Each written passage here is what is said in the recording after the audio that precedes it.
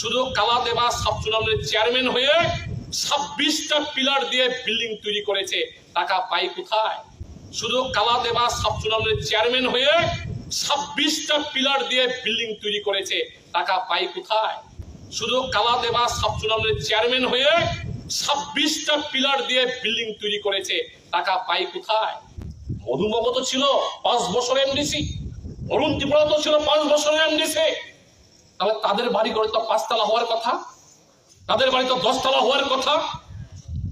তাদের ঘর বাড়ি হয়নি। আজকে মুথার নির্বাচিত জনপ্রতি না হয়েও সাধারণ কালাদেবা সাবজোনালের চেয়ারম্যান 26টা পিলার দিয়ে বিল্ডিং তৈরি করেছে, টাকা পায় কোথায়?